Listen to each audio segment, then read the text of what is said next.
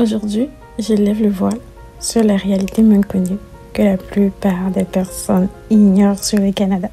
Reste avec moi, car ce que tu vas apprendre pourrait changer ta vie au Canada et remettre en question toutes tes attentes. Tu penses tout savoir du Canada? Laisse-moi te dire que ce pays cache plus de secrets que ta tante au dernier repas de famille. Alors, ce n'est pas du tout rose, mais ça va t'intéresser. Promis. Imagine, tu débarques ici au Canada, plein d'espoir et de rêves de sirop d'érable. Mais voilà, trouver un logement ici, c'est comme chercher une aiguille dans une boîte de foin en feu. Les loyers grimpent plus vite que Spider-Man sur un gratte-ciel. Tu penses pouvoir dîner chez un petit appart cosy en un claquement de doigts? Détrompe-toi. Je suis sous le soleil et il fait beaucoup de bruit. Ça va être difficile de tourner cette vidéo, mais ça fait 2 heures et j'ai toujours pas fini l'introduction. À chaque fois qu'il y a un bruit, je dois attendre que la voiture passe.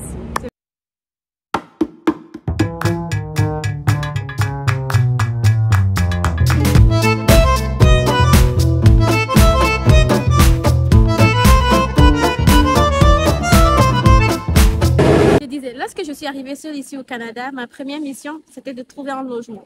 Et ce que j'ai découvert, c'est que c'est bien plus qu'une histoire d'argent. Il y a moins de logements déjà que de personnes ici au Canada. Et malgré mes recherches sur les réseaux sociaux, que ce soit sur Marketplace, que ce soit sur Kijiji, je ne trouvais pas de logement. Il n'y avait aucun logement disponible. Déterminée, je n'ai pas lâché l'affaire. Je parlais de ma recherche de logement à toutes les personnes que je rencontrais ici, que ce soit dans les métros, que ce soit une discussion autour d'un café, que ce soit aux vendeurs du hot dog de la rue. J'ai demandé à tout le monde, je cherche un logement. Tout le monde le savait. Parce que demandez et vous recevez. Et il faudrait prévenir beaucoup de personnes parce que ce n'est pas du tout facile de trouver un logement au Canada. Expérience de colocation digne d'un film d'horreur. Ouais, je vous passe bien les détails. J'ai été sauvée par une collègue de travail.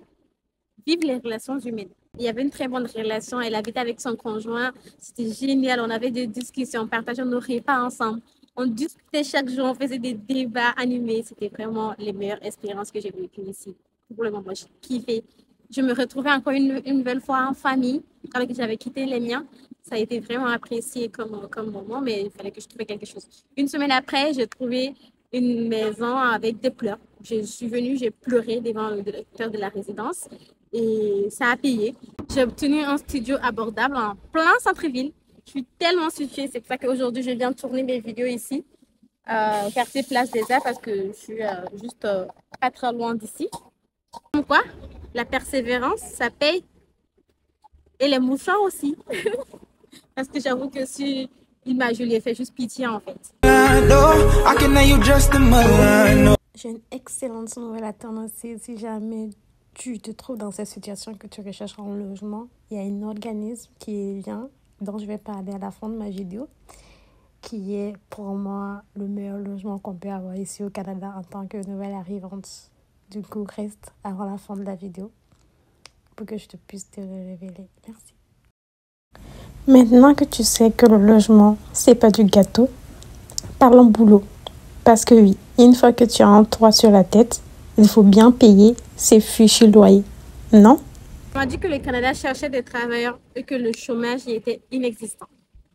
Pleine d'enthousiasme, je suis arrivée au Montréal. Je suis arrivée à Montréal, prête à postuler, à décrocher un emploi rapidement. Le Canada est souvent présenté comme un Eldorado pour l'emploi. Mais est-ce vraiment si facile de trouver du travail une fois arrivé? Déjà, il faut savoir qu'en tant qu'étudiante internationale, je ne pouvais pas travailler avant le début de mes études. J'ai donc commencé à postuler un mois à l'avance, espérant trouver quelque chose rapidement. Malgré des centaines de candidatures envoyées via Indeed, les réponses se faisaient attendre. Finalement, j'ai décidé de changer de stratégie et de me présenter en personne. J'ai donc pris mon courage à deux mains et mes CV, direction le plus grand centre commercial de Montréal. J'ai frappé aux portes, j'ai souri, j'ai socialisé comme jamais et ça a payé. Un employeur qui avait dit « on n'embauche pas » a fini par me rappeler. Moralité, ne prends jamais un non pour réponse. Après avoir obtenu ce premier emploi, mon téléphone n'a pas arrêté de sonner pour d'autres opportunités. J'ai également décroché un emploi génial par la suite. Curieuse de savoir comment et combien je suis payée? Laisse un commentaire si cela t'intéresse. Je te ferai une vidéo détaillant mes stratégies et astuces pour trouver le meilleur job possible. Une fois le job décroché, on pourrait penser que tout roule. Eh bien, laissez-moi vous raconter la joyeuse découverte des impôts au Canada. On va tester le volume. Si je vous parle, est-ce que vous m'attendez? Vous m'attendez? 1, 2, 3, 6. Le système fiscal au Canada est progressif. Plus vous gagnez, plus le pourcentage d'impôts que vous payez est élevé. Le taux d'imposition au Québec varie de 15% à 25,75% selon vos revenus. À Montréal, vous payez à la fois des impôts fédéraux et des impôts provinciaux. Si vous êtes à Montréal, vous payez l'impôt à Québec, mais vous payez aussi l'impôt au Canada. Il est obligatoire de faire une déclaration d'impôt chaque année, même si vous n'avez pas beaucoup gagné. La date limite pour déclarer vos impôts est généralement le 30 avril. Mais tout n'est pas sombre au pays des l'érable. Heureusement, il y a des organismes pour nous guider. Une fois arrivé au Québec, c'est comme débarquer sur notre planète. Mais Google a sauvé la vie avec ces organismes pour nouveaux arrivants. Les délais étaient longs, mais ces organismes m'ont aidé à naviguer dans les méandres administratifs. Grâce à eux, j'ai trouvé des solutions pour mes problèmes d'emploi et pour mon insertion dans la vie sociale. Lors du premier rendez-vous, les conseillers effectuent un bilan complet de votre situation pour vous proposer des solutions adaptées à chacun. Ces organismes organisent aussi des ateliers, des cours de français et des sessions de placement pour faciliter votre insertion professionnelle. Pour te remercier d'avoir regardé cette vidéo jusqu'à la fin, j'ai une annonce excitante pour toi.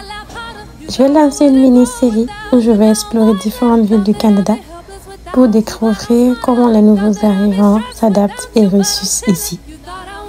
Vous allez voir des témoignages, des astuces inédites et des ressources précieuses pour vous aider dans votre propre aventure. Et ce n'est pas tout. Je prépare aussi un guide PDF exclusif rempli de liens utiles, des ressources pratiques et des bons plans pour rendre votre installation au Canada encore plus facile. Le guide sera disponible bientôt, alors abonne-toi.